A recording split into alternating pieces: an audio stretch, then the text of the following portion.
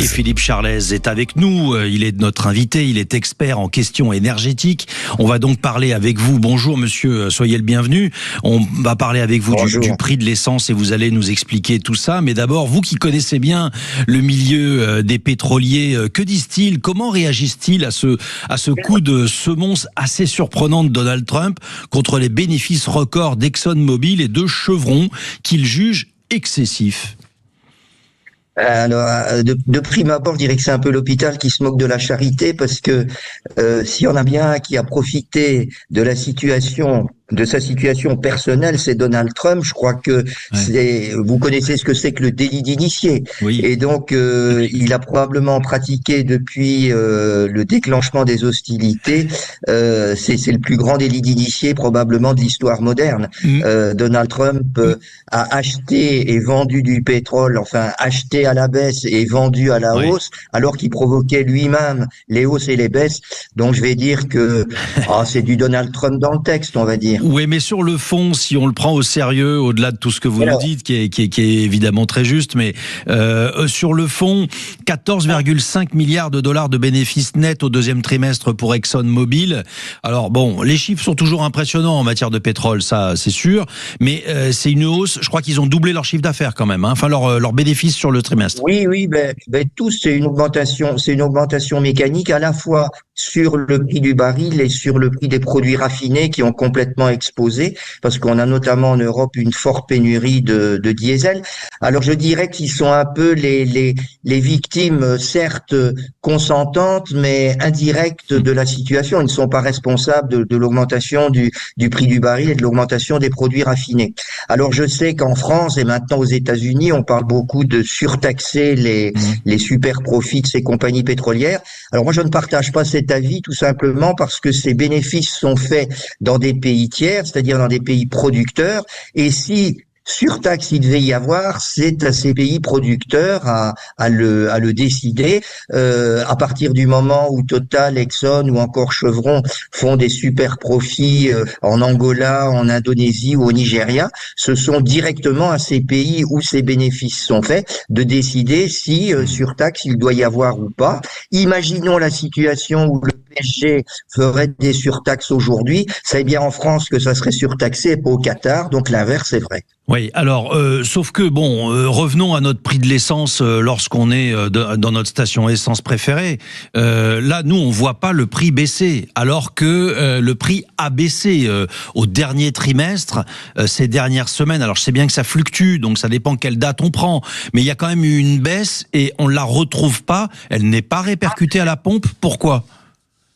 Alors tout simplement parce que on se focalise uniquement sur le prix du baril de pétrole qui effectivement fluctue. Il est revenu à 80 $. Il est finalement pas tellement plus élevé que les 66-70 $ d'avant crise, mais on oublie que la hausse vient surtout des produits raffinés, donc c'est-à-dire de la différence de prix, ce qu'on appelle la marge de raffinage, la différence de prix entre le pétrole brut et le produit raffiné. Et donc j'ai fait un petit exercice hier exprès pour vos auditeurs. Ça, c'est très gentil. Quand on regarde l'augmentation du diesel depuis le début de la crise, on a environ 60 centimes, c'est énorme d'augmentation. Et sur ces 60 centimes, le baril joue seulement pour un quart et les produits raffinés pour 55%. Donc ce qui veut dire qu'aujourd'hui, c'est un manque de produits raffinés parce que nous ne les raffinons plus en Europe. On les avait d'abord sous-traités en Russie et maintenant qu'on ne veut plus du diesel russe, on les importe et du Moyen-Orient et d'Inde. C'est l'augmentation et la rareté de ces produits raffinés qui font notamment que le diesel qui historiquement était beaucoup moins cher que l'essence, est aujourd'hui 30 centimes plus cher que l'essence. On trouve le diesel à 2,28 et l'essence à 2. Oui, alors comment vous l'expliquez ça justement? Parce que si je comprends bien votre calcul, on n'y peut rien pour, on va dire, 3/4 de la somme, mais il y a 25% à peu près sur lesquels finalement il y a un peu de marge, il y a un peu de tampon quand même. Un peu moins. Alors, donc, sur l'augmentation, je vous ai dit 55% de produits raffinés et 25%, donc on est à 82% à plus, qui explique l'augmentation et sur lesquels, comme vous dites, on ne peut rien puisque ce sont les marchés internationaux qui décident. Et il reste effectivement 18% d'augmentation, ce sont les taxes. Et donc, il y a pour moi, en dehors de la baisse de la TVA, je suis pas tellement partisan. Je sais que certains partis politiques prônent la baisse de la TVA. Moi, je suis pas tellement partisan. Il y a les fameux certificats d'économie d'énergie qui pèsent pour une quinzaine de centimes, où l'État pourrait faire un effort. Je rappelle que ces certificats d'énergie prélèvent c'est une fausse taxe, hein, puisque c'est un prélèvement qui est après redistribué au profit de la transition énergétique. Si baisse il pouvait y avoir, ça devrait, à mon avis, venir de là. D'ailleurs, beaucoup de politiques eux-mêmes, dont David Lisnard, avait proposé de supprimer temporairement ce certificat d'économie d'énergie. Philippe Charlez, à quoi faut-il s'attendre? Est-ce que ça peut un peu baisser si la situation reste identique, si le prix du baril reste identique? Est-ce qu'on peut s'attendre à une petite répercussion quand même à la baisse? J'ajoute à ce que vous disiez que le prix moyen du diesel en France est aujourd'hui à 2,21. C'est énorme. Et le record historique est de 2,31. Il a été atteint le 6 avril dernier.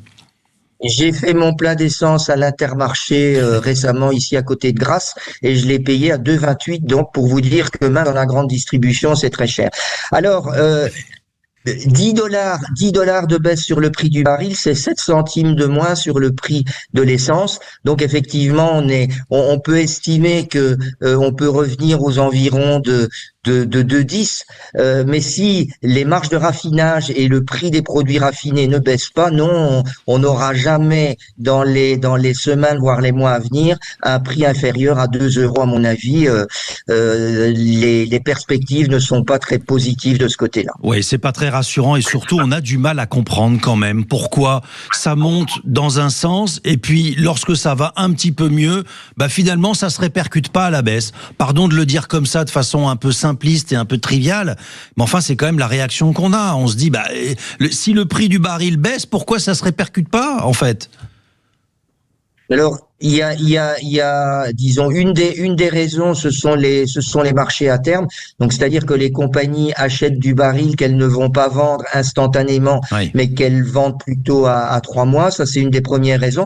La deuxième raison, c'est pas tout à fait vrai. Quand je regarde, alors il y a c'est vrai, la répercussion à la hausse est toujours plus rapide que la répercussion à la baisse, mais le baril se répercute à la baisse et surtout, quand même, les marges dites de distribution, elles n'ont absolument pas augmenté, elles sont rigoureusement les mêmes qu'au début de l'année, donc on ne peut pas mettre du tout l'augmentation du prix sur le dos des distributeurs.